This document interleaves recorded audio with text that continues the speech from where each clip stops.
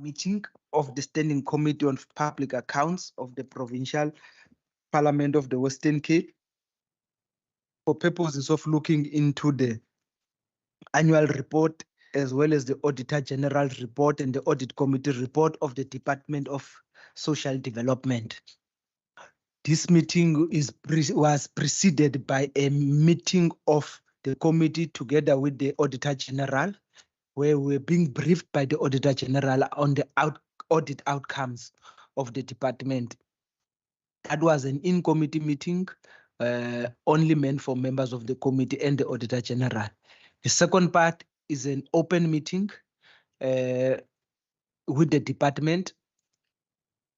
And then after the department has made some remarks or comments, we will allow members of the committee and members of the legislature who are present to ask questions or comment or points of clarity into the report. And thereafter, if there are members of the public who would like to ask questions, because this is an open meeting, open public meeting, because it was advertised as such in all the 3 official languages of the province. So what we'll do then, Honorable Minister, let me make use of the opportunity to welcome you and the HOD and the rest of your delegation. It's again that time of the year where we are meeting for purposes of looking into the work of your department. Thank you very much for coming. If there are any few remarks maybe you'd like to make, we'll allow you to do that in the HOD. And then we will deal with the reports by allowing members to ask questions. We are looking at section E, C, E, and F of the reports. The members normally take the report as read. So when they ask questions, they are going to ask questions at the same time in all this, the section. Thank you very much, Honorable Minister. Good afternoon, Honourable Chairperson, Honourable Members, our committee coordinator, guests online, I don't know if there are, and in the chamber. Thank you for the opportunity for us to present ourselves before this committee today. I am aware that it is Friday afternoon, and many people have indicated 6 o'clock is way too late. So I think in the interest of conserving time, Chairperson, I will just want to say we welcome any questions and hopefully we'll be able to satisfy all the questions that are asked. Dr. McDonald. HOD. Thank you very much, Honourable Chairperson, Honourable Members. Yes, I'd like to also keep it short and just say that we'll unpack all of the issues, I think, during the course of the questions and the going through the sections. Hopefully we will then provide comprehensive enough responses for the committee. So with that said, I'm happy to hand back to the Chair. Thank you very much, Minister and HOD. Honourable members, the report is in front of you. And as I've indicated that we are going to be dealing with section C, section E, as well as section F. Can I get an indication of those members who would like to ask question? Honorable America, Honorable Nkondlo, Honorable Seleko, and Honorable Maseko in that order. So in the spirit of brevity, Chairperson, I'll also keep it short. Good afternoon, ladies and gentlemen. My name is Derek America. And firstly, congratulations, Minister, and your team for the 4th successive clean audit. I think there could possibly be many more, but certainly it's within a very complex environment that you operate. It is commendable that you achieve the outcomes that you have achieved. I just, in the context of our previous engagement with the Auditor General, because for me, and I think for other members as well, with the representation of the two programs that were audited, Program 2 and Program 3, there's a sort of visual presentation within the audit report vis-a-vis the expenditure of the budget and the outcomes achieved. This explanation provided for within the annual report, and within the auditor also provided a context of the representation. Now, in my view, and I think it is, and I don't want to speak for my colleagues, it is not a view expressed by the AG also, but from my view, if one look at the audit report, it states that 99.6% of the budget has been sort of utilized, but 40% of the indicators outcomes have been achieved. Now, if one look at it more closely, it is an unfair representation of the activity that occurred in achieving that level of expenditure, because over 90% of the indicators were achieved. But yet again, as we were was clarified here by the auditor, that not all indicators are the same also. It doesn't have the same weighting, and the expenditure attached to achieving that indicator does not have an equal bearing. Can you provide us more clarity, perhaps, Chair, in terms of both Program 2 and Program 3, that given the level of expenditure related to that particular program, there was not that sort of level of achievement that is commensurated with the level of expenditure. And perhaps you can provide us with more context in terms of why we have such a situation, a scenario. And then secondly, Chair, throughout, I'm not going to say it's cute. Throughout the annual report, in terms of an explanation for the underspending, although the expenditure was excellent, it was close to 100%. What's consistent throughout the underspending sort of explanation is staff exits and vacancies that have not been filled. Hence, I mean, it's something that's reoccurring every year, etc., in all departments. I just wanted to know, Chair, are the critical areas of vacancies that may have impacted upon us not achieving the kind of 90% in some indicators or not? Where, if they are, where are those critical vacancies? Thank you, Chair. Thank you, Chairperson. Good afternoon, Minister and your team. I'd like to start on Section C, Chairperson, on the governance, particularly on the key risks that the department has actually put up. Maybe starting with the one on increased household hunger in many communities within the Western Cape.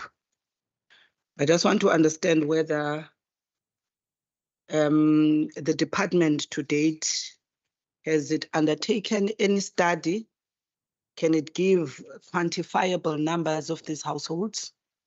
When you say there's an increase What do you mean in quantifiable terms? Page 92. Are you there, Chair? Okay. And given, as you had mentioned there, the issue of limited budget, which we know that they are still going to be limited, what then, in your mitigation of this risk, what is it that you are putting up as a department to mitigate that? But one would be interested to know what number are we talking about and which areas specifically are we finding these particular households?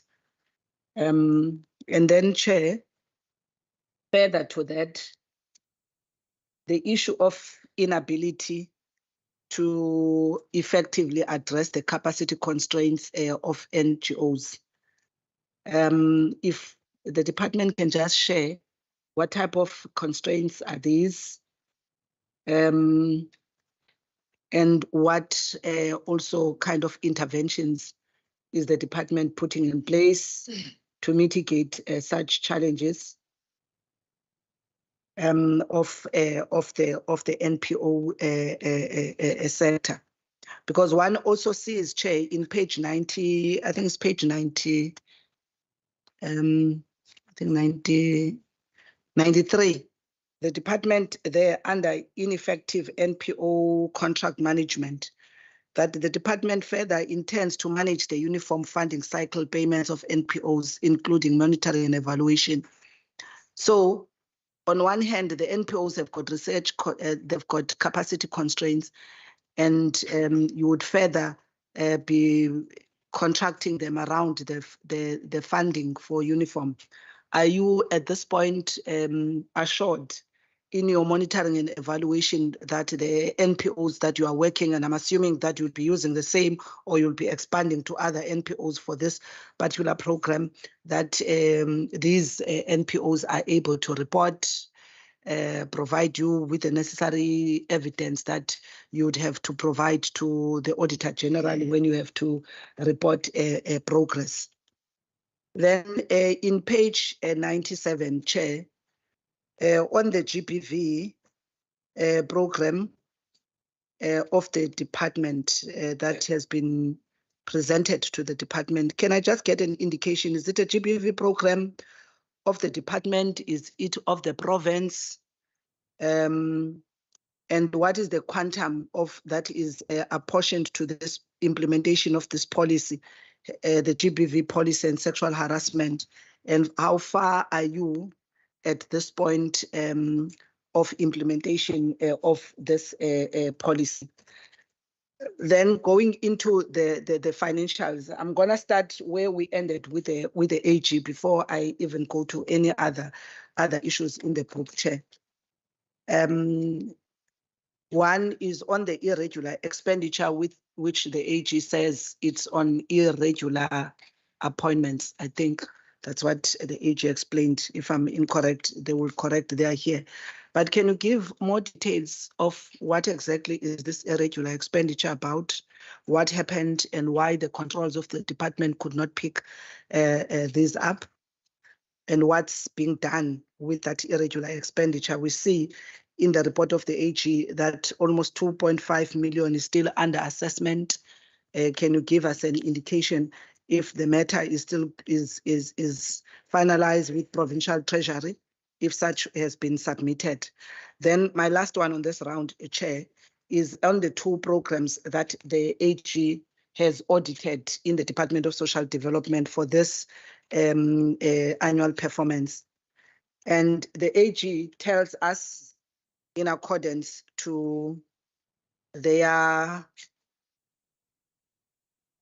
findings, that program 2 would have achieved 40% and 60% underachieved. Program 3, 60% and 40% underachieved. And we have been asking this question from the other departments that we have met, that considering that the departments, including this program, if incorrect, I'm sure the CFO would clarify that. How do we explain an achievement of 40% versus the spending of more than 90% of the budget? So if you can just explain to us, how does it happen that what is the thing that is in these programs that have been audited? You would give some light in terms of that particular aspect. The targets achieved versus the spending. I will stop there for now, Chair.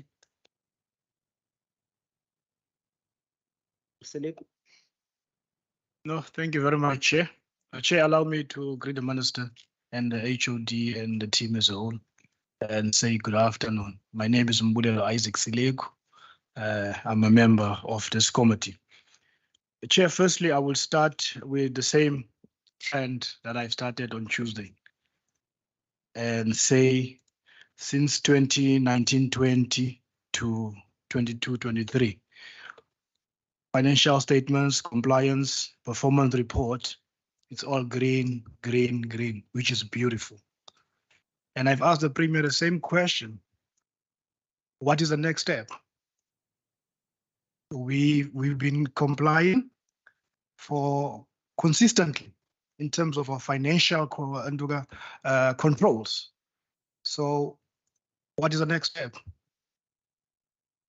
That is the question I would like to hear from the department. Because you are very comfortable in terms of your internal controls, you are there. But what is the next step? And secondly, Chair, if you go to page 92, going to page 93, there is risk number 3. The safety of your assets, which is your staff. Would you say as a department that whatever measures that we have actually instituted currently as a department, that you are happy with them, that they can guarantee the safety of your assets when they are dealing with the most vulnerable within our province? If not, what else can be done to guarantee their safety? And risk number 4, can you please share with me in terms of the constraints when it comes to the finalization of the organizational design? What seems to be the hiccup? Or who's delaying it? Can you please share some more information in terms of that? And let's go to page 111. There's vacancies, number of active posts. And the question would be, are these vacant posts or the posts that are not filled being budgeted for? That is the question. And also, everybody knows about the pronouncement that was made by the Minister of Finance nationally. That cut.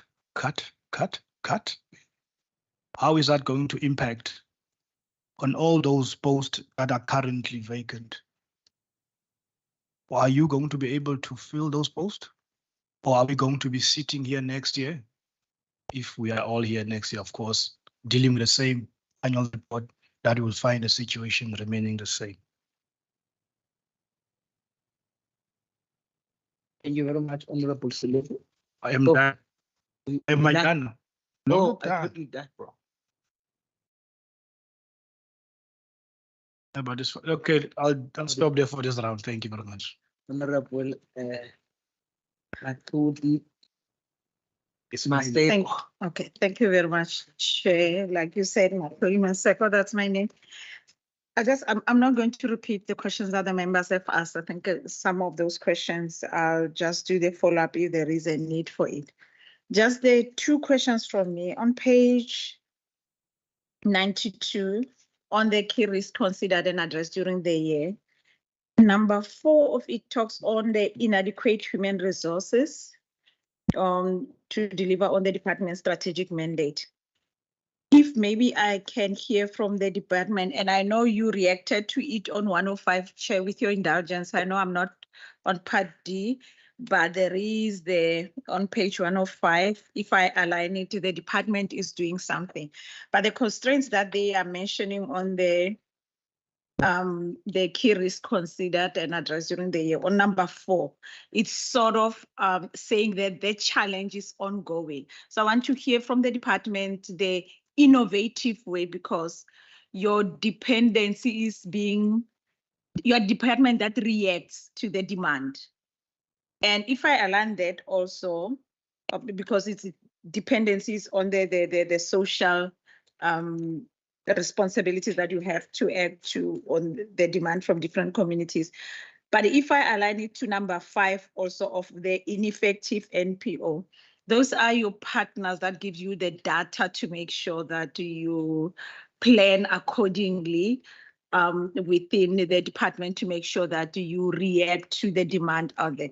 Now, if you have that as a risk, what another innovative way are you really engaging with the NPOs for you to can say that year after year for your APPs, you bring what is in need for the different communities? Because to me, the two key issues is the data that you have for you to be able to deliver the services. And one is the human resource that you need to make sure that that deliverance does happen. And if it's both of them on the key risk considered and the financial constraints playing a major role for both of them, because also you did cut on giving to the NGOs, how are you being innovative enough to make sure that a certain percentage of what you wish to deliver within of our communities, you reach that target? Or we are going to see also spiraling down of the services within our communities? And I think this platform, it will be to tell us what do we anticipate for the next financial year on the performance of your wish list, looking at your strategic plans of the 5 years to try to improve the lives out there. Chair, that's all from Member Maseko. Thanks very much, Honorable Maseko. Minister and HOD will rely on you. Who's going to respond on which question? Thank you very much, Chairperson. I think the first question that was posed by the Honourable Member America was also raised further on by Honourable Member Mkondlo about the achievement of targets versus the expenditure of the budget. So hopefully I'll answer both of those questions. The department's targets, there's many different types of targets that we have set and different types of indicators. And some of those indicators are not necessarily reflective of budget spend. So you can have an indicator, for example, of number of houses that you're going to build in the Department of Human Settlements, and that will affect how much money you spend because there's a certain cost associated with each house that you build. In social development, a lot of the services we render are related to assisting people with our staff. Our staff will still be paid their salaries irrespective of whether they deal with more people or less people than expected during the course of the year. So if there's less children than expected who've been arrested during the year, that is not going to make us save any money because the staff still are there who assist them. So there will be still expenditure there, irrespective of the indicator. On the other hand, there are also indicators where we had initially projected that we were going to assist a certain number of people, particularly in program 2 and 3, where we would hope to reach a certain number of people in the disabilities and older person sector that we couldn't reach because we had budget cuts. So the budget that we would have required to actually meet those targets then would be more than what we actually had.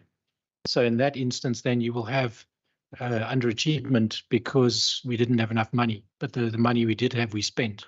So there's a varying reason for why we've not reached some of the targets and yet spent the money, and it's mostly between those two things. I think a lot of the services the department renders itself are services where we don't spend money per person, we spend money on running a facility, and then the number of children referred to the facility will be dependent on the courts and so on, or also dependent on the number of people that come to us for assistance, or the number of people that we find needing assistance. So it's quite variable, and I think the targets as well, some of the targets are targets we prefer not to meet, because they are things that we don't actually want to. We don't want more children coming into foster care.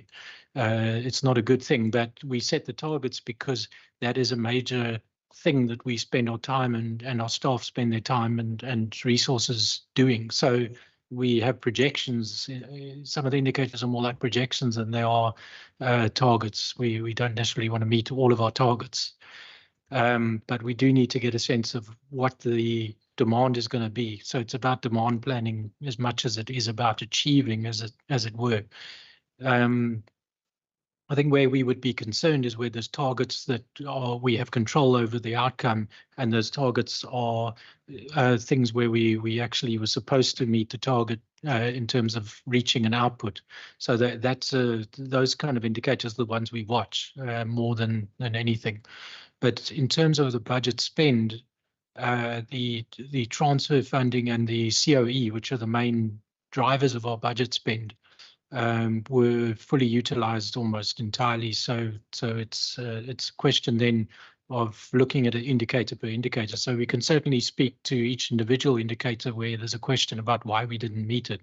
But I think generally speaking, the indicators that where we had a lot of indicators we didn't meet, it was because of the budget being cut, and we then couldn't reach the target.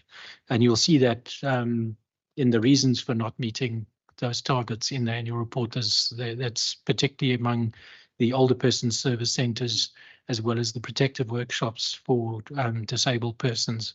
There we had quite a lot of cuts. And I think that we will see the trend. With this year now, we're going to hopefully retable the annual performance plan to reflect now revised targets as well because of the budget situation. We didn't do that last year, but given the post-COVID budget, we had a lot less than we'd hoped to in last year's budget. So I think that's generally where it is. Where the second question from Honourable Member America around the underspending that did happen, there was about an 8, nearly 9 million underspend, largely the result of underspending on compensation with staff exits. Again, this is an ongoing tricky thing for all departments in the province, and the reason is twofold. The one reason is that we have in the public service, staff have to give 1 month's notice when they leave, but it takes about anywhere between 4 to 6 or even up to 9 months to fill a post. So every time you lose somebody from either they go somewhere to another department, they get a new post, or they decide to resign and go to the private sector, whatever they do, then you sit with a good 6 months not paying a salary because you're waiting to fill the post. That pattern is an ongoing difficulty, and previously we were then able to reassign the funds, but Treasury has imposed a limitation on reprioritization of COE. So that combined effect of the lag in filling posts and the fact that Treasury doesn't allow us to reallocate COE means we're always going to have underspending on COE, because we are basically between a rock and a hard place. So it's always going to be something we run into until that control on COE is lifted, or until the red tape around making new appointments is reduced. But that red tape is driven by DPSA. It's not something we have control over. So the question is to whether there's critical vacancies that may have impacted indicators and outcomes. No, the indicator outcomes haven't really been impacted by vacancies in the year under review. I think where you look at indicators that haven't been met, it's by and large either because of, as we mentioned before, shortfall of budget to meet the indicators that we wanted to meet, or alternatively due to the fact that we had lower than expected referrals coming into the department. The social workers in the department and the child and youth care workers are being stretched very hard and overworked as a result of the amount of demand that's being placed on them. So unfortunately it provides a false sense of security in that way, because we are managing a workload that we shouldn't be with the staff we have. And that is a totally different concern. But in terms of meeting targets, that's not actually the main driver of not meeting targets. It is a unsustainable situation though, and is creating burnout and various other consequences. In terms of the question on page 92 about increased household hunger as a risk that's been stated, one must bear in mind, obviously, these are risks that the department has identified. It doesn't necessarily mean to say that all of the risks have materialized. It's risks that are potentially going to materialize. We have used the poverty indices, the population research that the department does, as well as the work that Stats SA and the other research institutions in the country are doing to track the issues of household food insecurity. So we do have the poverty lines research that we use, as well as the rapid surveys that were done during COVID that were picking up food insecurity, but those were just national, they weren't province specific. And then we also have the data that we get from all of the Department of Health facilities that track malnutrition cases and wasting, and we use that data to then track where the needs are, as well as the severity of the situation.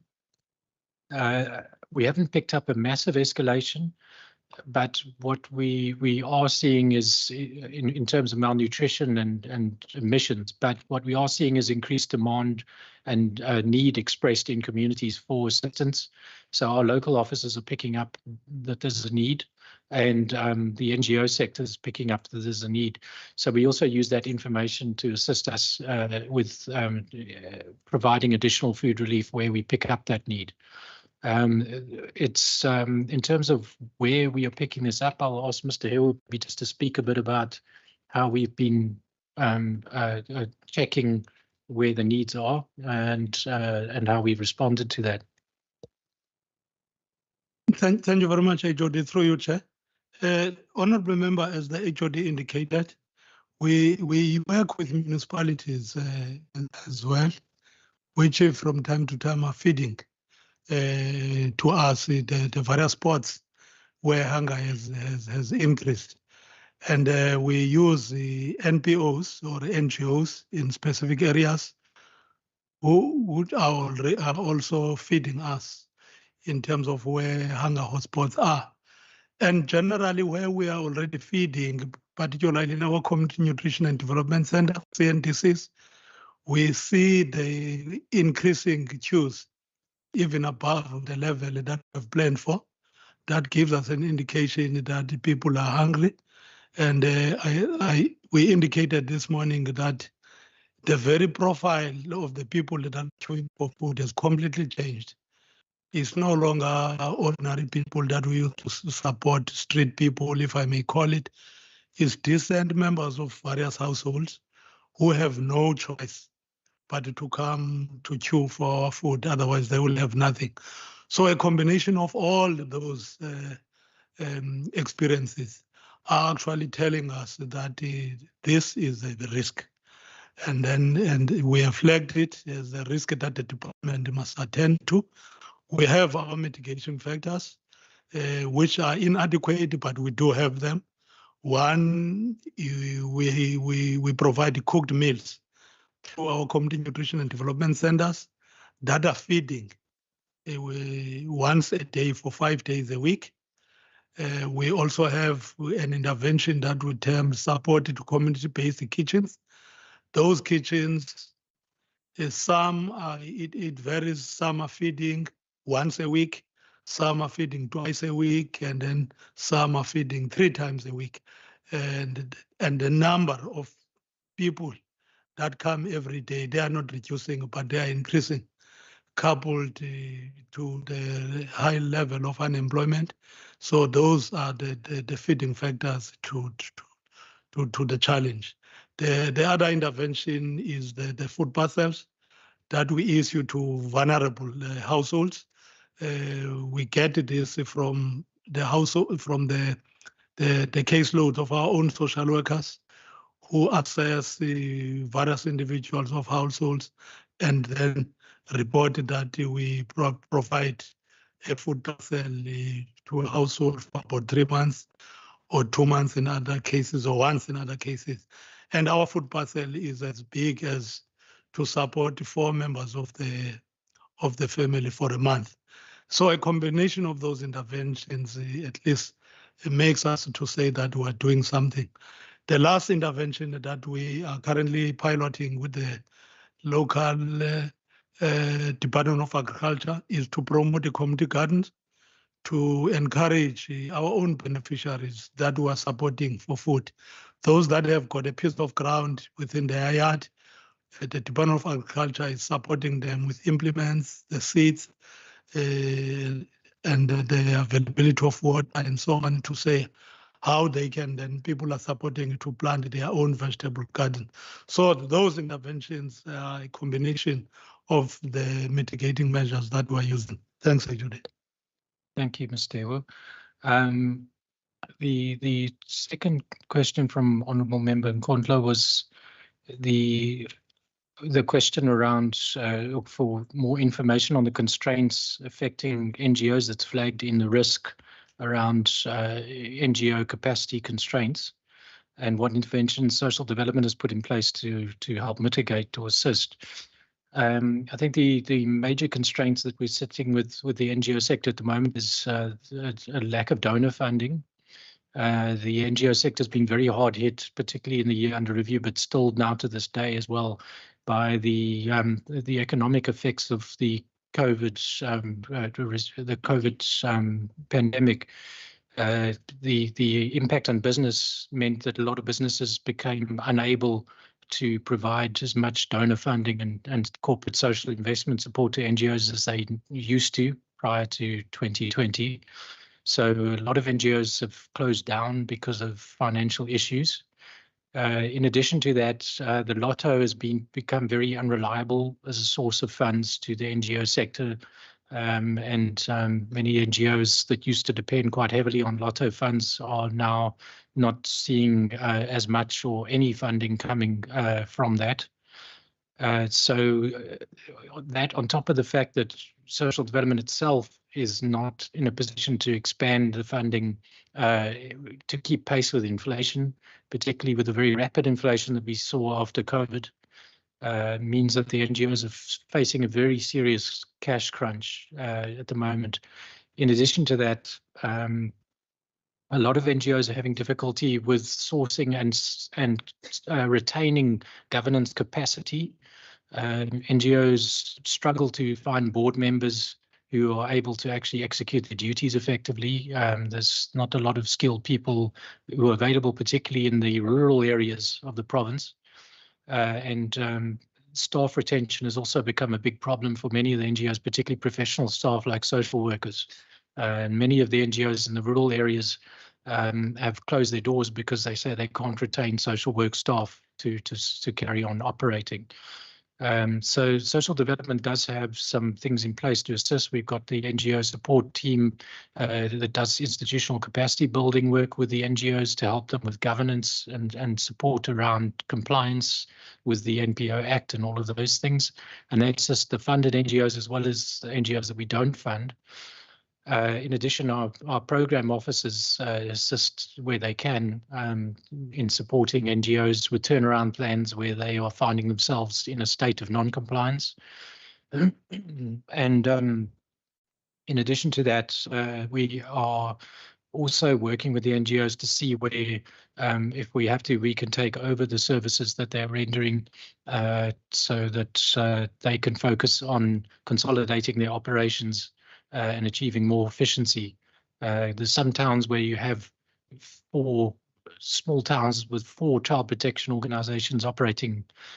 So we're currently sitting with them and saying, well, what about consolidating so that you only have 1 or 2 in the town so that you don't have duplication of premises and costs associated with administration and all of those things. So we've also been sitting with the NGOs to try and help them with improved efficiency and less fragmentation. And in addition to that, we've also, where we can, provided NGOs with some additional funding so that they can try to ballast themselves at this difficult time. But yeah, it is very difficult for a lot of them. The question following from that around ineffective NPO contract management, and that's on the department side, that's a risk that we've articulated around capacity in our program offices to monitor NGOs. We do have limited monitoring capacity in the department, and we've been struggling with some vacancies. Some of those vacancies are due to the fact that we can't find people with a specific skill set that we need to actually work in those program offices. So some of the posts have been repeatedly advertised and we haven't been finding anyone. But the monitoring of NGOs is really important because when we give them funds, we have to make sure it's used correctly and also make sure that the services are rendered according to the norms and standards that are applicable.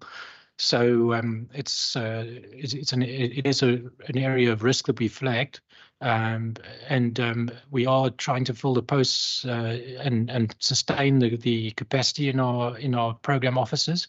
And we've also put in place a electronic NGO management system to try and streamline the administration of NGO contract management, and that system has started getting up and running this year. So we are beginning to get useful data around NGO compliance and NGO performance in a digitized format, which I think is going to reduce some of the administrative burden on our personnel. So I think the other thing is that our systems around NGO performance management and monitoring are quite rigorous. So we make sure we get quarterly reports from them. The minute we pick up anything that's looking strange, we send in a team to investigate. And we so far have been quite fortunate. We haven't had a lot of issues of NGO non-compliance coming up during the current financial year. And we also haven't had a lot of issues with NGOs not being able to account for funds. So far, we have seen a steady reduction in the number of such cases, and it bodes well, I think, for the processes we put in place. But it remains a potential risk area, particularly if we have post freezes related to the budget shortfall. We need to make sure that we don't under-resource these units because it will then have knock-on effects for service delivery and assurance. The question around the GBV programs, whether they are programs of the department or the province. The Department of Social Development has its own GBV programs, but we've also been nominated by Cabinet to lead the Provincial GBV strategy, which is the provincial implementation plan for the GBV National Strategic Plan. So National Cabinet adopted the National Strategic Plan for GBV, and that plan envisages that each province develops an implementation plan and drives that implementation plan. In the Western Cape government, we have the implementation plan, and it is overseen by social development and coordinated by social development, and the MEC is the lead MEC for that plan in the province. In addition to that, though, the other policies that was mentioned in that page is the transversal sexual harassment and workplace harassment policy. That is a transversal HR policy that is applicable to all departments in the province. That policy was developed with some inputs from social development, but it was developed and spearheaded by the Corporate Services Centre in the Department of the Premier, because it needed to go through the bargaining chamber with consultation with the unions for the purpose of being implemented as a HR policy. So that is a transversal policy that certainly is supportive of the implementation plan for GBV, but it's only one aspect, because the GBV implementation plan also speaks to the citizens of the province as well, whereas the transversal harassment policy is specifically for staff. It's a workplace policy. In terms of implementation of the policy, I think some of that is mentioned in the report, but there are a number of deliverables in the implementation plan for the province that are underway, and there is good progress being made against those targets. We've also started area-based implementation of the Western Cape Government Implementation Plan, particularly starting in Delft with in support of the area-based team there, and we are now rolling it out in other safety hotspots. So, in addition to the province-wide measures that are set out in the GBV implementation plan, we're also having area-based approaches where we look specifically at high-risk communities. There's a whole data aspect to that as well, which we are busy working on at the moment, and DSD is pulling together data from the Department of Health's information systems, as well as our own NGOs that work with victims of GBV, as well as the SAPS crime statistics, and trying to pull that together into a global picture of GBV prevalence. So we have, I think, briefed the committees before on the GBV implementation plan, and that plan was updated earlier this year following the National GBV Summit that we made inputs to. In terms of the question around regular expenditure, I'll ask the CFO maybe just to speak a bit about the process and the background to that. Thank you, Chairperson, through you. In terms of the specific question around the irregular appointments, as indicated by the member, the request was for more detail and what will be done. In terms of this matter, there was 2 appointments of chief directors in our department. It was found to be irregular due to the fact that the minister was also on the panel. And based on that, we had to then regard it as irregular, which we did. And we then also did some mitigation through a court process. And the court then found that even though they agree that it is irregular, that we can continue with the process in terms of that. So in terms of what will be done, we will now then do what we, in terms of the stages of irregular processing, we will now ask for condonement via the Provincial Treasury for that to be condoned, and then that would then finalize the matter. Thank you. Thanks very much, CFO. So was that the only, there was other irregular as well, huh? That was the specific 2.5 million, but there was another one that the AG has found, and that was where we had sole suppliers, 3 sole suppliers, which we regarded as limited bidding, and we followed that process. But because we did not complete the WCBD4 form, the form which indicates that each supplier must indicate their declaration of interest. So they didn't do that, and therefore it was found to be irregular.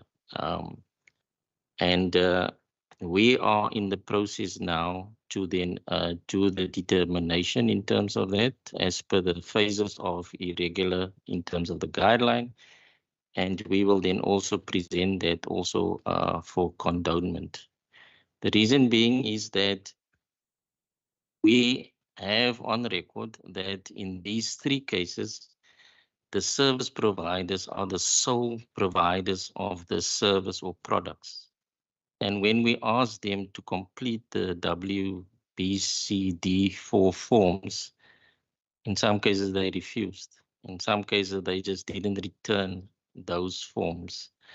And yeah, it's also a struggle that we also took up with the AG at that point in time. Thank you, CFO. That the 2.5 million also included on that, or is it the separate? Yeah, it's included there. It's 32,000 in total for the second one. It's just 32,000. Thank you. Thank you. Thank you, CFO. May I continue? Thank you, Chair. The question around the unachieved targets, I think I did speak to that earlier. I think also just to bear in mind that the targets not achieved, many of them were like 95% achieved. So that's something I think also should just be borne in mind. No, 95% achieved. So even though it was marked or regarded as not achieved by the auditors, sometimes it was like a 95% achieved target, but they still regarded as not achieved. So in other words, if the target was 100 and we achieved 95, it's still not achieved. So I think that's just something to bear in mind as well. So the expenditure would be minimally affected in such instances as well. Unless it's 100% achieved, then it's not regarded as achieved. So, and as I mentioned before, I think the projections that we do are getting better. Our targets used to be wildly over or under. I think we're getting a bit better with our targeting and projections. While you are on that thing of targets achieved and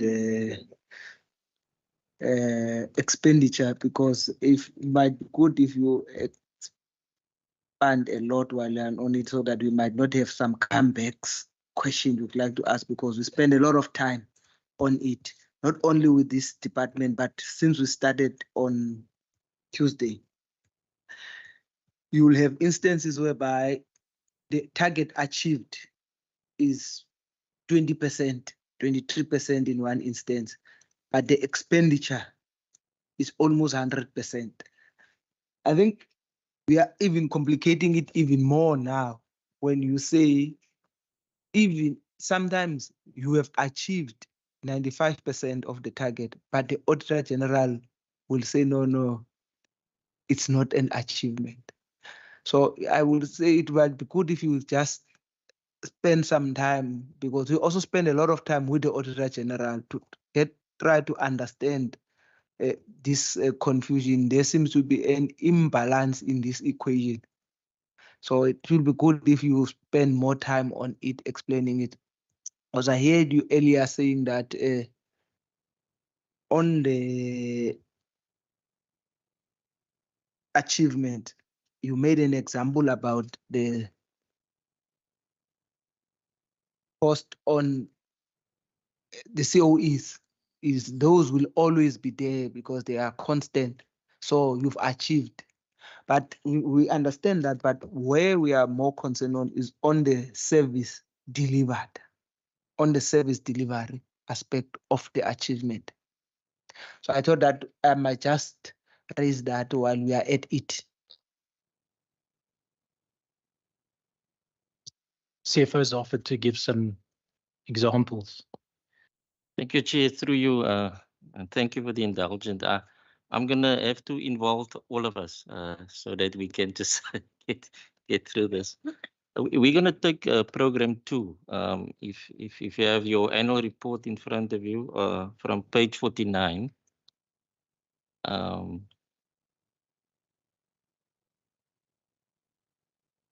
If you take from page 49.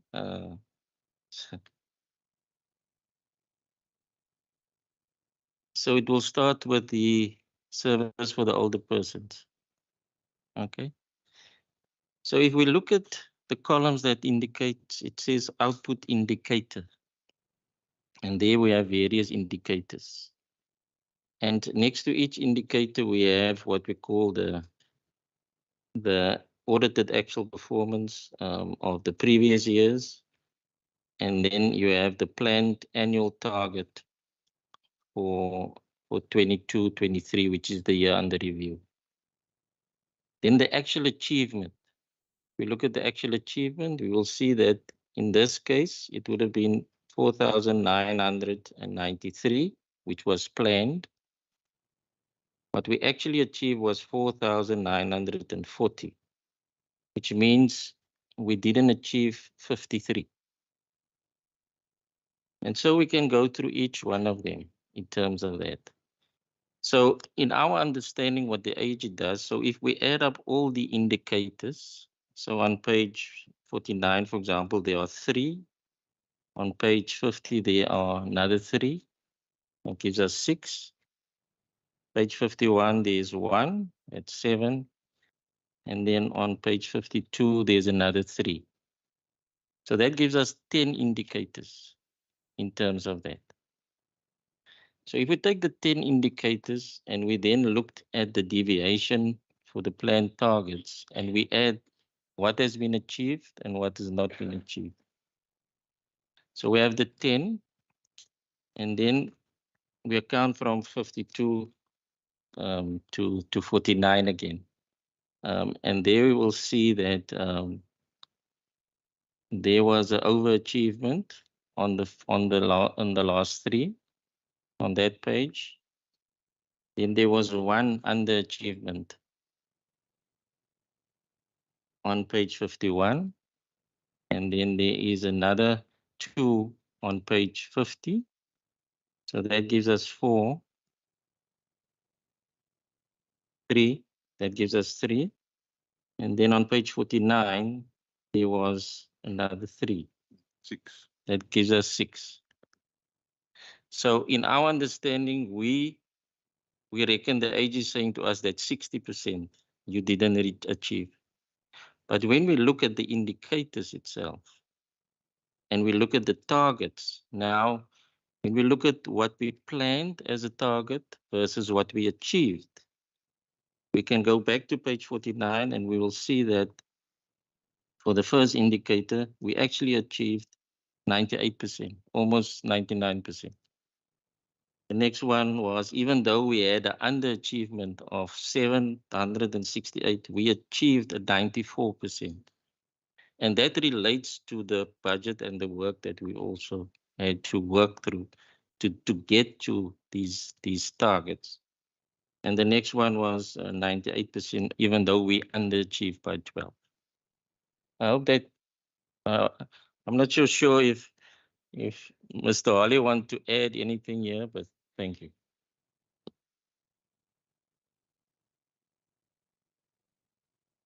That's accurate, Chair. So we are in agreement. Yes. Same WhatsApp group. No. Okay. We used So to. I think, okay, that's fine. At least it's clarified, although it's not satisfactory. We'll find our own way of pursuing it elsewhere. As Honorable Maseko and Honorable Nkondlo. Thank you, Chair. Just to make sure that I do understand now. So the AG counts 1, 2, 3, 4, 5, 6, 7. And then after says you didn't achieve 10 out of 10 on 1. So counts it not achieved, not achieved, not achieved. And then at the end, it becomes a percentage of achievement, a percentage of not achieved. Okay, I do understand. Honorable I Nkondlo. learned today. Chair, I think Treasury, actually there is the quarterly performance reports sessions that we normally come to. If you look at the template that they normally come and present to us, there is the notion of achieved, not achieved, partially achieved. And then I think in one of the conversations with Treasury, there was a discussion amongst the departments of what would you call achieved versus non-achieved and this partially achieved. Because I think what colleagues are trying to argue here is partially achieved. But partially achieved and achieved are 2 different things. if you set out according to your actual achievement, because you set something on the basis of a baseline. There's a baseline here of the capacity of the department in the previous year to achieve 5,000. And therefore, based on that particular baseline, they made a planned target. And that planned target, if you look at it, it's even 7 less from what they've achieved in the previous year. So in that cause, they have not achieved less than 53. So there's nothing wrong with what the AG is saying, according to performance, because performance is on the achievement of the targets that you have set. So that's why I'm saying spin, because here we're talking about 1, 2, 3, those that have got minus 1, 2, 3 from page 49. In page 50, there are 2 that have got minus, and then another one in 16 that also has got minus. There's only 1 that has got positive, and with an addition of 3. So from their planned target of 110, they've actually even gone above and achieved 3 more from that, Chair. From a performance, if you look at their baseline, which was even above. So all I'm saying, we can have this conversation, which I think the colleagues, as they are saying, according to them, they've achieved 93 of what was their target. So that 93 is not 100%, isn't it? So if it is not 100%, from an achievement or from a performance point of view, this is what we are talking about. So we should not spin here, because unless we then say, when the department in their APP, if they come and say in the APP, which is what is signed by the HOD, then there is a variance between the HOD and the minister as both the accounting authority and the executing authority, to say, from where we're sitting, your achievement is allowed until 80%. So if you achieved anything beyond 80%, actually is overachievement, then we can discuss what they are raising. But I'm just feeling at this particular point, with what is the information that is here, achievement is 100%. Less than 100% is not achievement. I get your point, Honorable Kondlo, and it's highly, highly technical. And then I think it's definitely not gonna be the last department that will be dealing with it on, and we'll keep on engaging and raise our views and our concerns on it.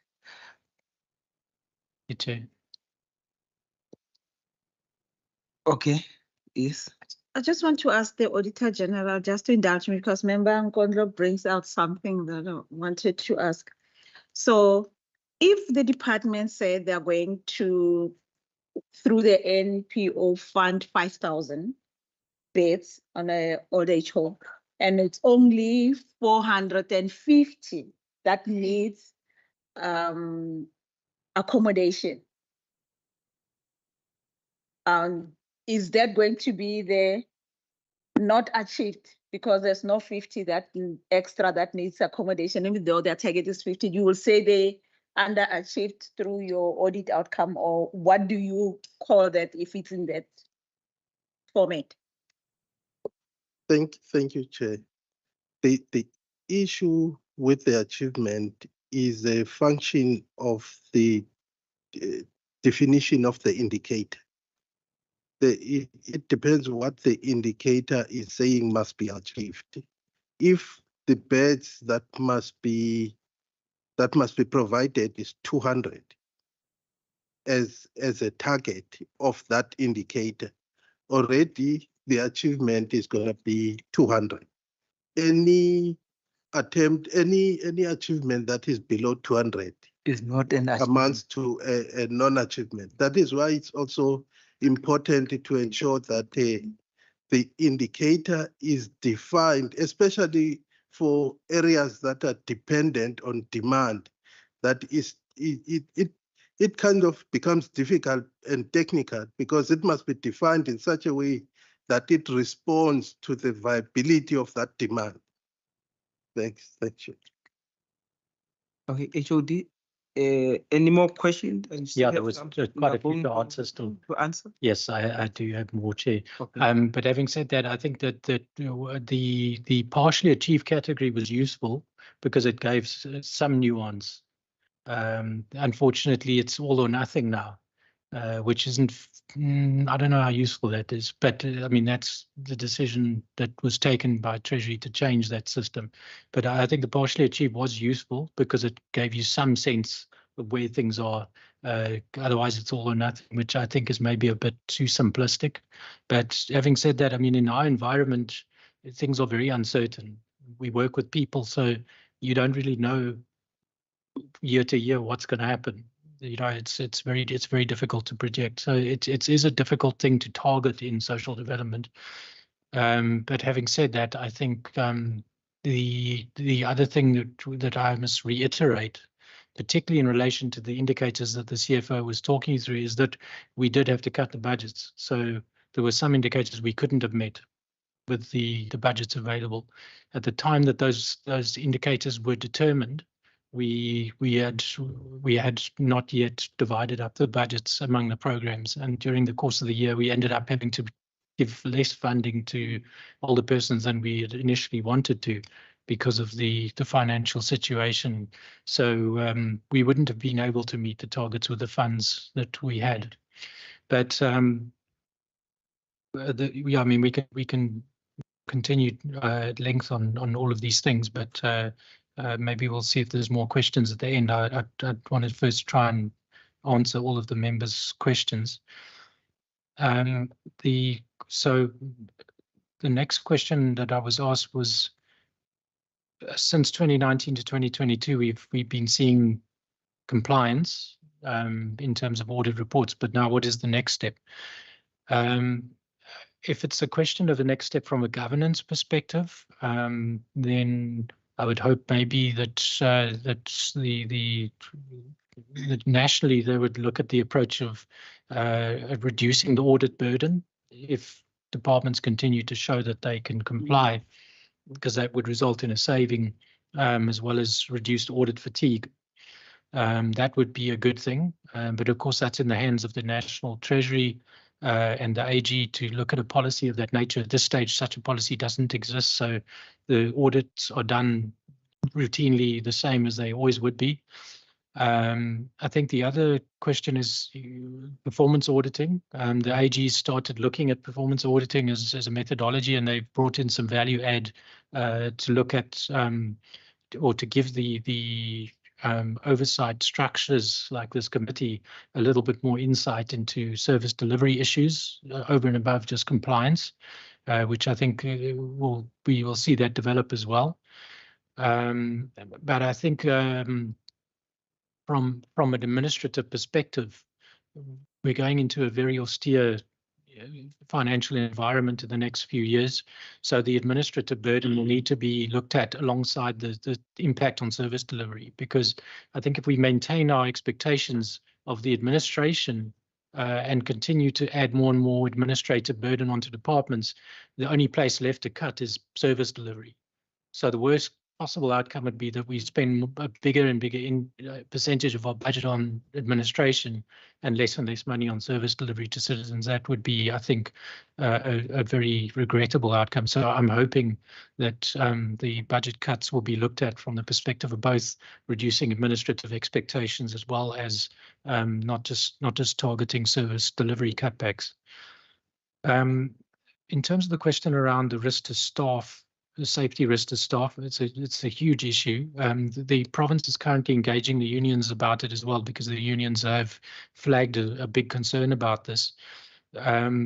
We have currently put in place a policy that staff don't go into high risk areas without SAPs.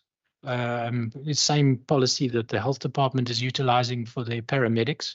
So we've said to staff, do not go into high risk areas without SAPs, because it's, you can't help anybody if you are hijacked or attacked. In addition to that, we have introduced a buddy system as well, just to reduce the risk for social workers when they're going out generally, so that they're not alone as far as possible. Along with that, also, we have got our local officers are starting to now join and start working with the area-based teams that have been set up under the safety plan, which are able to give staff real-time information on the red zones and areas that they need to be careful of in high-risk communities. And the feedback we're getting from staff is that is assisting them. And they've also been able to receive some support from the LEAP officers as well that have been deployed with the funding from community safety. So I think that has proven to be useful and of assistance. We're also seeing strengthened partnerships between SAPS and SARS TSD staff at local level. So I think that has been beneficial, but we are also seeing now an increase in targeting of government garage vehicles for hijackings, particularly in Gugulethu and parts of Khayelitsha, which is a huge concern to us because previously we weren't getting that problem because the branding and the tracking devices would put people off. But it seems now that there's a syndicate operating that is able to bypass those things. Although we've been asking the SAPs to assist, they are battling themselves with the situation in these communities. So we are looking at all options, but the best we can do currently is to say to our staff that they need to only go with SAPs into the red zones because unfortunately there's no other way to protect them. We're also looking at our security contracts to see if there's any flexibility around that to assist us.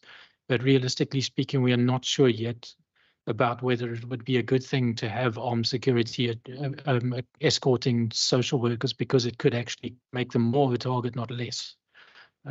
So unfortunately, there's no easy solution to this, but I think the partnerships we're developing is probably the area we need to keep working on.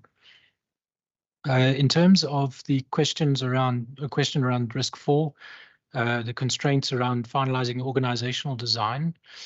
Organizational design is done by the organizational design unit at the Corporate Services Center from the Department of the Premier. Unfortunately, they are very short-staffed at the moment, and they've had to use quite a lot of their capacities to assist with the restructuring of the Department of Infrastructure and the departments of health and safety and mobility and so on. So they've been quite busy with the big transversal audits. They haven't had a lot of capacity to avail for the purposes of the Department of Social Development's OD work. So it is proving to be difficult for them. In addition, our department's becoming increasingly tricky because of the expanding population in certain parts of the province. We've had to ask them to review our entire provincial footprint, and that's they are looking to wrap that up by this year. But of course, the other stumbling block is the fact that we probably won't have funds to implement any additional posts in the short term because of the financial situation we're sitting in. But if we could at least get the OD process done, we're then ready to go as soon as there is some additional funding. But the best way we can mitigate that at the moment is that we are looking at taking some of the funds we would have used for compensation and directing it towards the child protection NGOs to assist in taking up some of the spaces we can't reach, as well as trading spaces with some in certain instances where they are struggling. Because some of the NGOs are really battling in the rural areas to retain staff because they don't pay enough salaries. So we're saying to them, well, maybe we must take some of those areas and then they can take some of the other areas which are easier for them over from us. So we're looking at rearranging our shared relationship with the NGOs to try and maximize the outputs and mitigate the staff shortages. But I mean, if we have a staff freeze, it's going to be very difficult. If there is a post freeze, we are really going to have to rely a lot on the NGOs. We don't yet have numbers for the next financial year, but the cuts that are currently being talked about would mean we have to redirect quite a lot of funds away from what would be regarded as non-mandatory services towards mandatory services. So certain mandatory services that we have to perform, we can't let those fall down, because otherwise we will be in breach of our constitutional obligations, and we will then find ourselves in front of a court answering for that. And we can't afford to be in that position. So we need to redirect some resources away from other services. And that unfortunately means, again, the service centers to older persons, the service centers for disabled persons, the after school centers, the youth cafes, as well as preventative services in the area of substance use and other things, are all potentially going to have to face disproportionate cuts so that we can sustain child protection services and child and youth care centers. So unfortunately, there's going to be some very difficult trade-offs unless the Treasury is able to find a way to mitigate the projected 10% budget cuts that we're looking at next year. In terms of the question around page 111, the vacancies and whether they're budgeted for, I'll ask the CFO just to clarify whether those are funded vacancies or unfunded vacancies.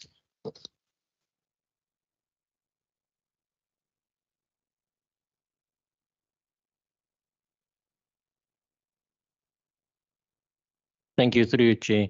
Yeah, these posts, I think there's about 61 of them. They are all funded. So one of our control mechanisms in the department is to make sure that our post is funded before we can advertise it. So when they become vacant and they remain funded, then we can advertise them again. With budget cuts, we will have to look at the scenario of where we will have to determine which of those vacant posts now becomes critical. Then we will fund them and then we will advertise them. Thank you, CFO. So I think then that also speaks to the question of how budget cuts will impact our already vacant posts. We are, if the budget cuts that are projected do come about, and bearing in mind in the context of a wage agreement that was unfunded, so not only are we sitting with budget cuts, but we're also sitting with an unfunded wage agreement that we'll have to absorb with the money we have already. That will result by and large in freezing of posts. And we will then have to make do with what we have.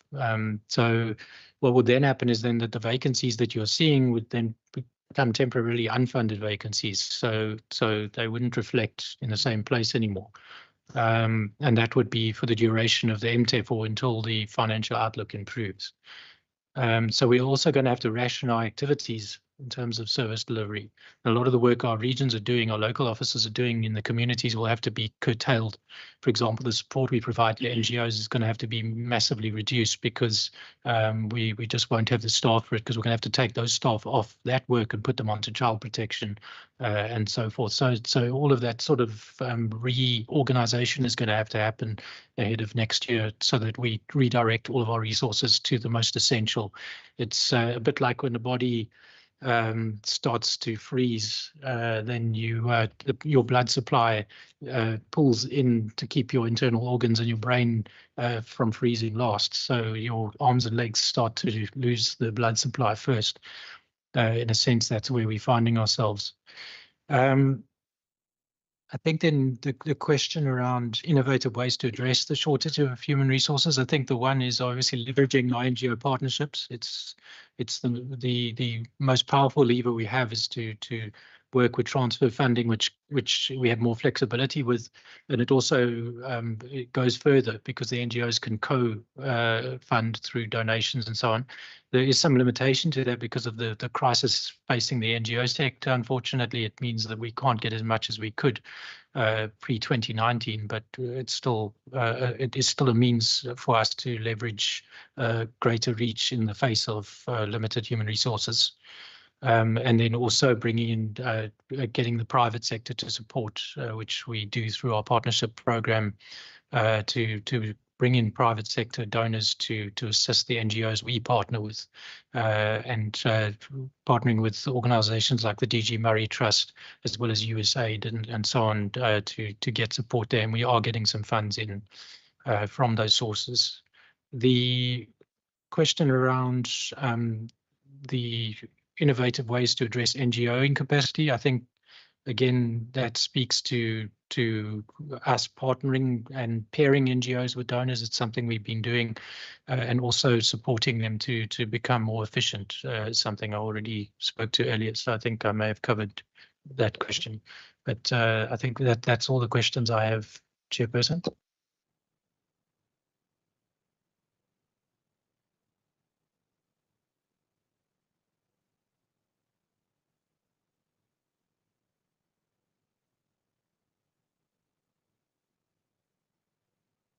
Honorable America and Honorable Nkondo and Honorable Seleko, all in that order.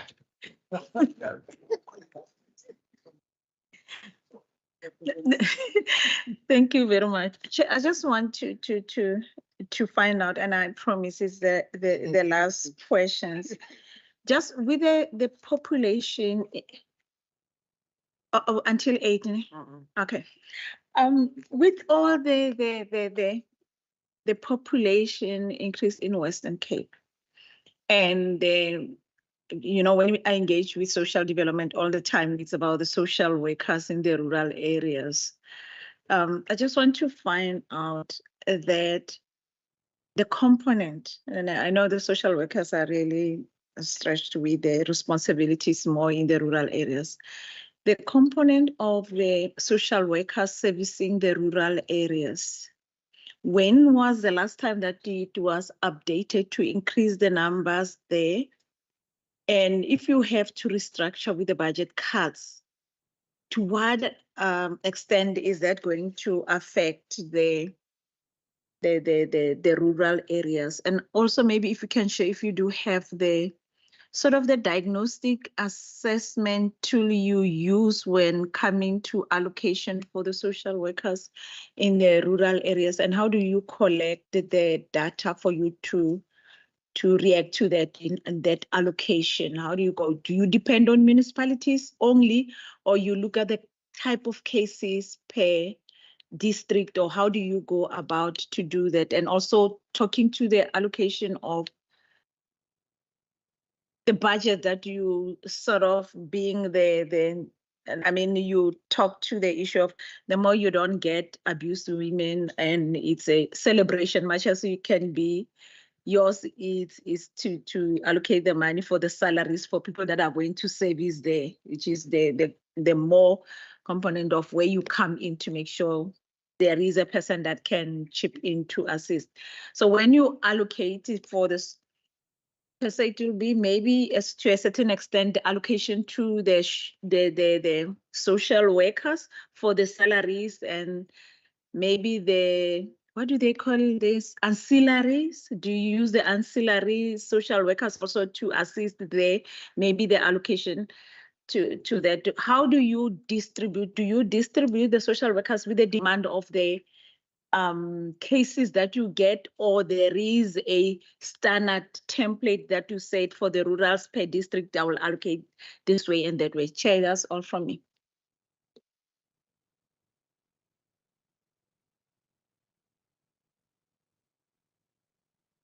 Thank you, Chair. I'm mindful that it is Friday the 13th, and I have a particular phobia that I don't wish it More appetite, come to members. pass if I'm not home by 6 o'clock.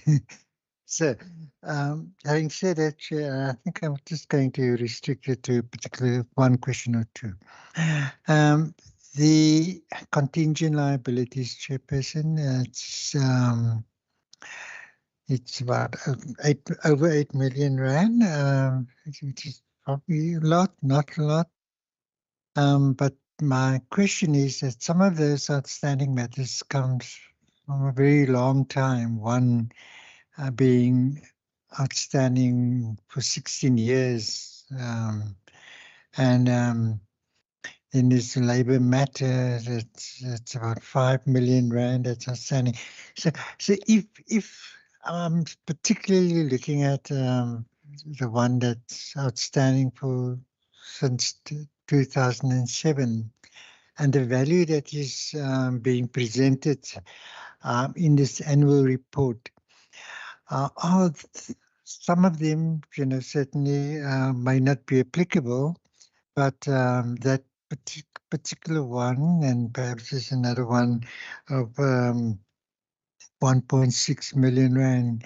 Are they actuarial valuations that is represented here, or are, if matters should go against us, whether we going to incur a greater financial responsibility should some of these matters come to conclusion? Thank you.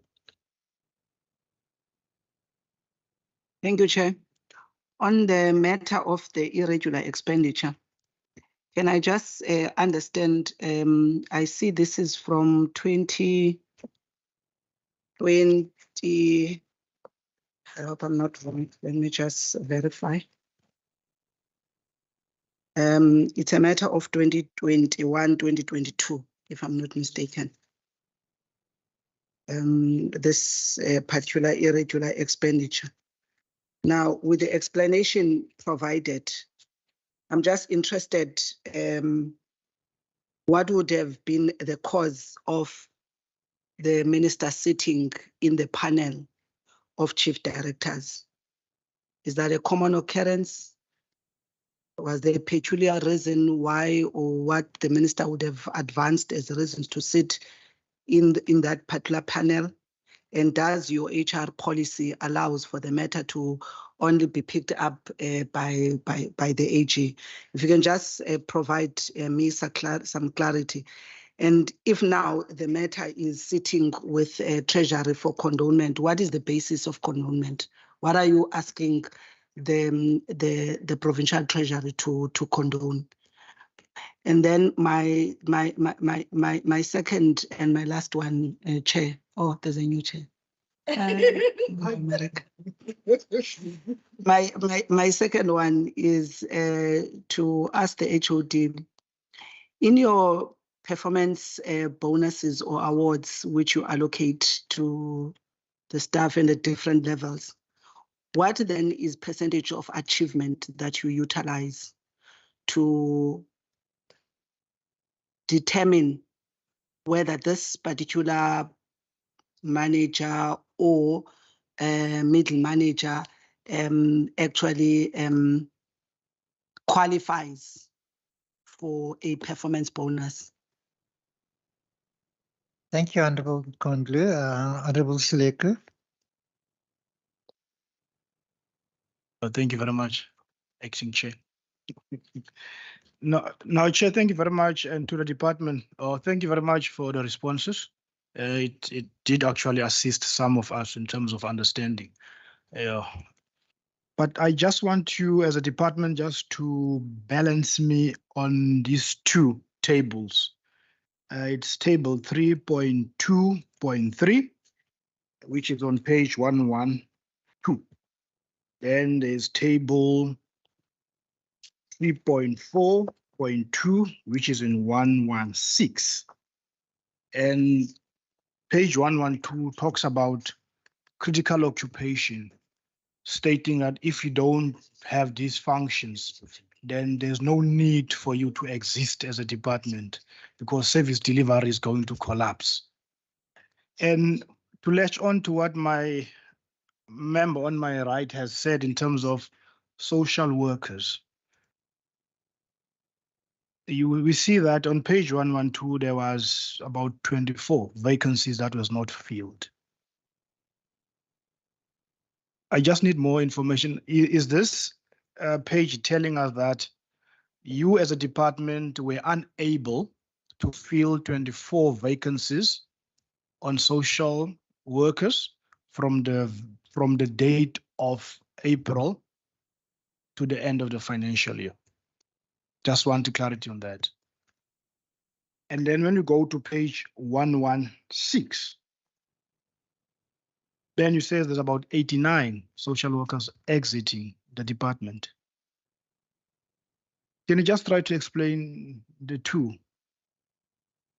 There's a shortage there, and then there's an exit about 89. What could be the reasons for that? Because this is a critical, they are a critical part of the department, and that is just one question of clarity. And let's go to my last one, Chair, which is 1 page 1 to 9, table 3.6.2,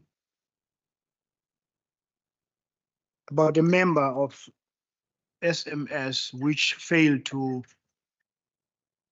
complete a performance agreement by the 31st of May 2022. Subsequently was placed on leave due to incapacity. And then as a result, is no longer part of the department. Now, then the question comes to Isaac Sileko. Don't give me the name. How long has this particular person been part of the department? Firstly, to be found that is incapable or is incompetent to fulfill he does not perform his duly paid duties. Firstly, how long has he been part of the department? In terms of the age, how old was this particular individual? And thirdly, what has the department done to assist him to make sure that the shortcomings that was identified for him to fulfill his responsibility in terms of performance, that is able to be taken to the level to be found compliant? Thank you very much. Thanks. Thank you, Honorable Sileko. Any other questions, members? Going once, going twice. Thank you. Dr. McDonald. Thank you, Chairperson. So the first question in this round was in light of the population increase in the Western Cape, the question was when did we last update the structure for the components of social development that are servicing rural areas in terms of social workers. So the last time we updated the Department of Social Development's local office structures was in 2010, which means that it is very much out of date now. There's nearly 2 million people have been added to the population since then. I wouldn't say it's specifically only impacting rural areas. It does impact rural areas, but there's also areas like Kraaifontein where there's been a huge mushrooming of informal settlements, which has completely changed the number of people needing services in that area.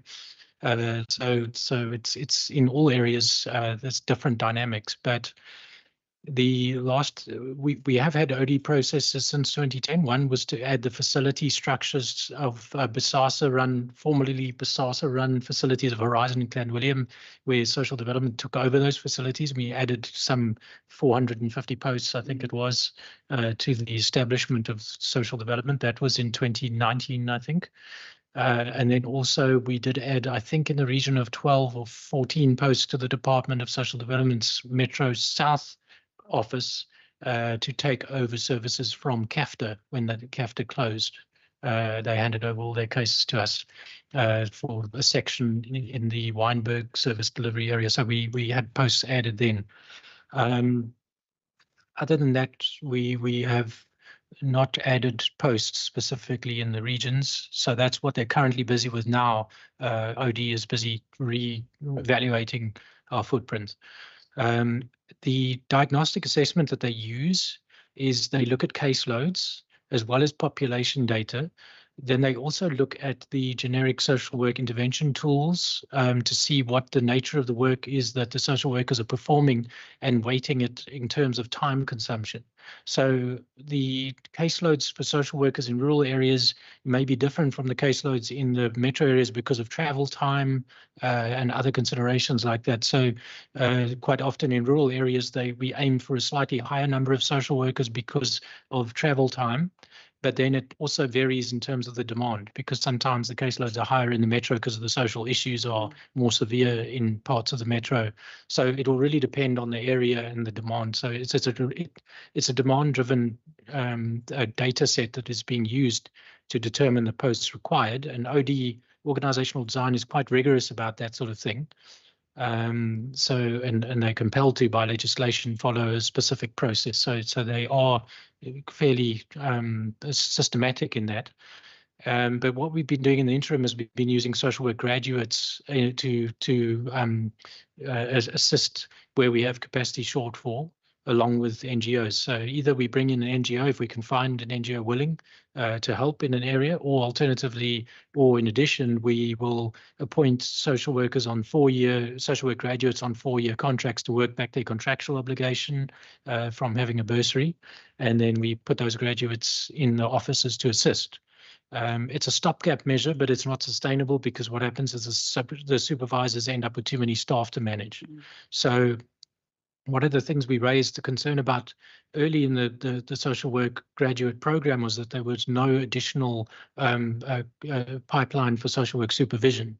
So although they gave us extra money and they gave social work graduates, we didn't get extra money for social work supervisors, and we didn't get money for office space and the tools of trade. Yeah. So unfortunately, it made things very difficult. And now we've got social work supervisors with way too many social workers reporting to them because of this. So we need to increase our social workers, but we also have to increase the management structure as well. Otherwise, the social work supervisors can't do proper quality assurance on the work of the social workers, and they can't provide the necessary supervisory support. So that is part of the process, is looking at the entire structure, not just the posts on the ground. But we are definitely looking at the demand, not a one size fits all. So the question from Honourable Member America about contingent liabilities and some of them being outstanding for ages. We've got a court case now that's just sprung back to life from 2007. Now we are back with counsel again. And that case from 2007 relates to something I think Ms. Patel can give you the latest. Thank you, Honourable Chair. The facts of the matter relate to a young person who was injured in an accident. And so the claim against the department flows, it's a damages claim as a result of the injuries sustained by the young person who was involved in an accident with one of our staff members. So those are the facts of the matter. So those cases are estimated. The cost is estimated, but it's not fully possible to be sure what the amount will be, because there's currently arguments over the amounts. And currently, that matter in particular there is a current a process to determine the quantum of the settlement. Whereby the state attorney also appointed certain professionals to assess and help advise on what the quantum is, but the counsel for both sides has not yet reached an agreement. So these cases drag on for a really long time on these issues. But that's the nature of these long-standing matters. The question from Honourable Member Godlow regarding the irregular expenditure and how it was the MEC ended up on the panel. When in most departments in the province, the head of department is level 16, and the head of department's immediate reporting line is their deputy director generals, which is level 15. And the Public Service Act and Regulations provides for MECs to chair panels for level 16 and level 15 employees. Now, in the case of social development, the HOD is a level 15 and the chief director is a level 14. Now, when the panel was put together for the interviews of level 14 chief directors in the Department of Social Development, in both instances, the Corporate Service Centre that provides HR support has a policy that says that the chairperson of a panel should be 2 levels higher than the person being interviewed. So that would mean the HOD being level 15 can't be the chair of the panel, because I'm a level 15 and the chief director is level 14. So the MEC was then identified as being the person who should chair. What the corporate services overlooked was that there's no provision that allows an MEC to chair a level 14 post, only level 15 and 16. So this was the appointment process proceeded, and the Public Service Commission then picked up on this inconsistency and flagged it with the MEC. The MEC then took legal advice and was advised that the Public Service Commission was indeed correct, that MECs are only empowered for level 16 and 15 and not level 14, even though the chief directors are reporting to the HOD. So in any other department where the HOD is level 16, that would have been the standard processes to have the MEC on the panel. So it was an administrative oversight, and the MEC should not have been on the panel. The MEC should have been the decision maker. In this case, the MEC was on the panel, and then the Premier was the decision maker. So that was incorrect, and the matter was then taken to the Labour Court by the department in line with the Public Service Commission's recommendations, that is, or actually instructions, that we should do that to correct the incorrect process. So the matter was brought before the Labour Court, and the Labour Court application asked that the judge recognise the irregularity, but also that nonetheless that the incumbents in the post not be prejudiced as a result of an administrative error, and that it would be just and equitable, therefore, that the appointments would nonetheless be confirmed. The judge agreed with that approach and issued the order that the appointments were nonetheless confirmed, notwithstanding the non-compliance with the legislation. So in terms of the irregular expenditure that's associated with the payment of the salary of those personnel, the correct way to deal with that irregularity is something Treasury probably still has to determine based on legal provisions, because now with the High Court issuing an order that regularizes, as it were, the appointments, it's unclear now as to whether the expenditure remains irregular or whether it is actually now something can be condoned. So we're still waiting for the outcome of that. But in terms of the administrative process, the High Court order thus deals with the state of non-compliance, and there's no longer a state of non-compliance due to the High Court order. I think the other thing that the Public Service Commission also directed is that the province amend its HR policy to make it clear that MECs can only be on level 15 and 16 panels and not lower than that, unless, of course, the legislation is amended at some point. But I think it is something of a precedent-setting case. I don't know to what extent this is a practice around the country, but it probably is still. But it's, I think, a bit of a new area for the Public Service Commission. Certainly, that's what they said to us when they discussed the findings with us. And there was a bit of uncertainty about it in the beginning, but I think we've reached legal clarity. The other question was in terms of performance awards and the percentage achievement of targets, what is utilized to determine whether staff get a bonus. We don't have bonuses anymore.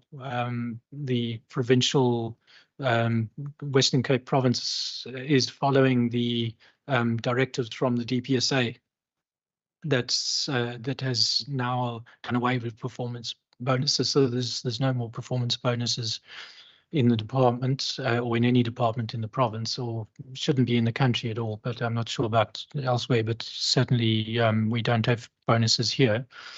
But the scoring of staff is based on their performance indicators that are determined in terms of their job description.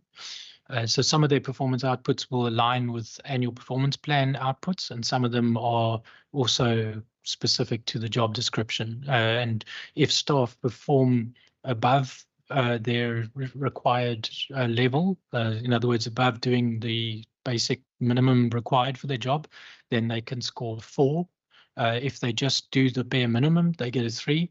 And if they go below the bare minimum, they get a 2 or 1, depending on how severely they fail.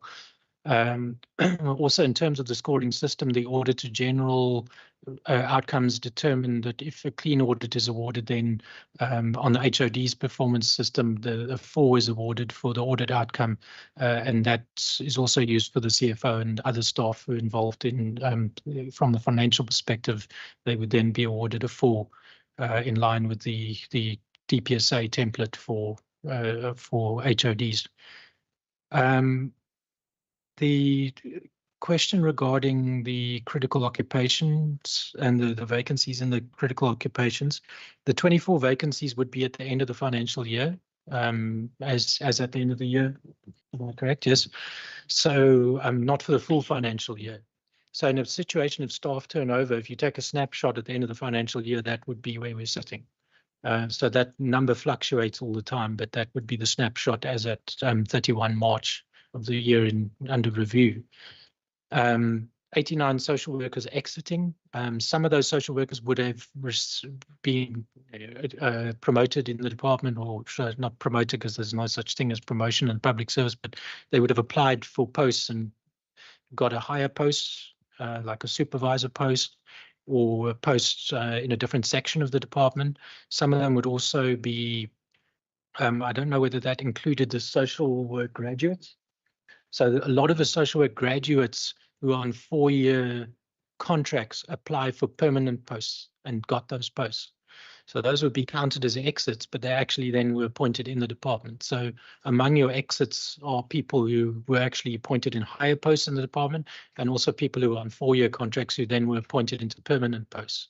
And a lot of graduates, they did well, they cut their teeth in the department, they performed well, and then they interviewed well and they were appointed in permanent social worker posts. So we didn't lose them, but they still count as exits.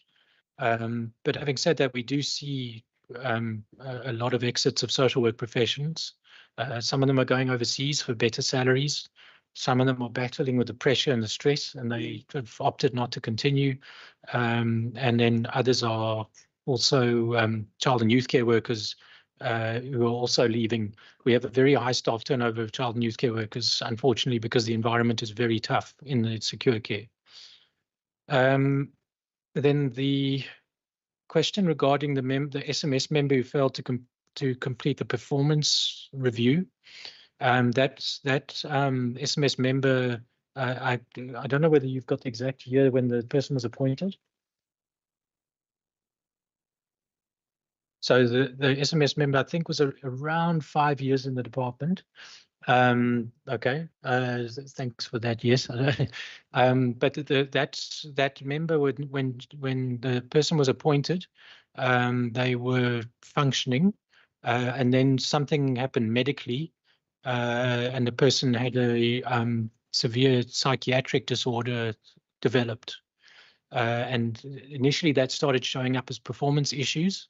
And then it ended with institutionalization and a rather in-depth medical assessment process that I must say the department went above and beyond in terms of supporting with the necessary tests as well as the necessary institutional support.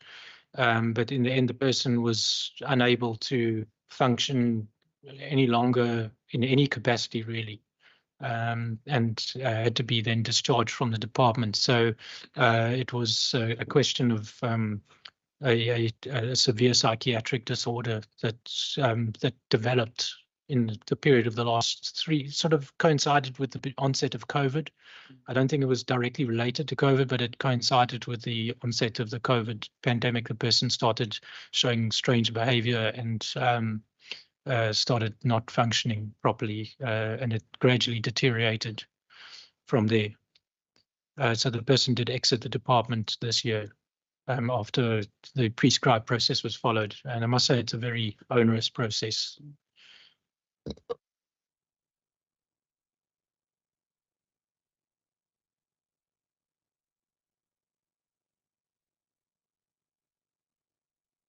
Honorable Selego, any further question?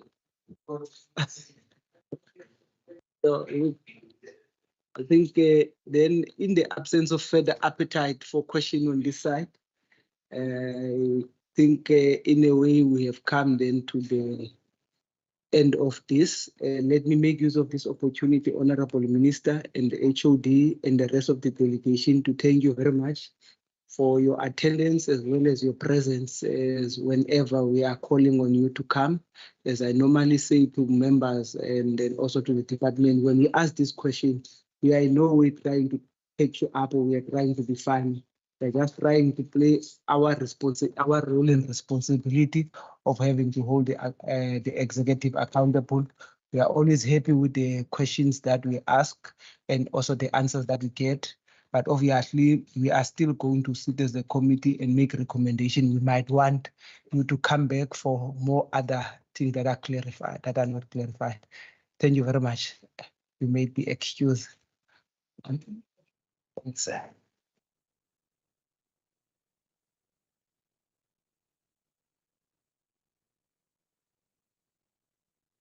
Oh, we almost hit the 5 o'clock. But then if they do not do the, I think even from our side, normally next time when I end with them, I also end some of the whole meeting. Yeah.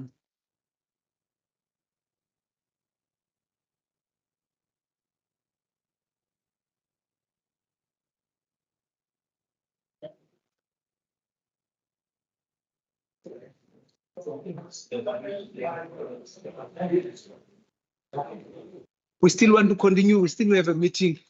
That's what, please, please.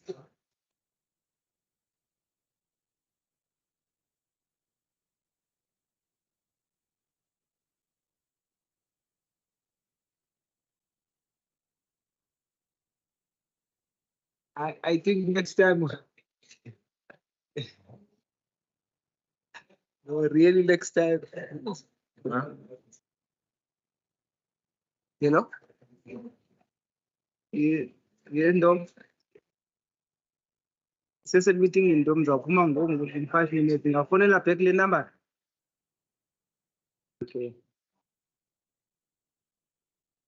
Honorable members, I think also, let me make use of this opportunity because it's taking long. Next time when we end with the department, we'll also end as well, because in any case, we are not going to have any resolutions, you know, because it looks like the department is taking for ages out. You can just adjourn. I think for this, no, I think we'll adjourn this meeting as well because they were not going to take a resolution. Thank you very much for your attendance, honorable members. So, thank you, Chair.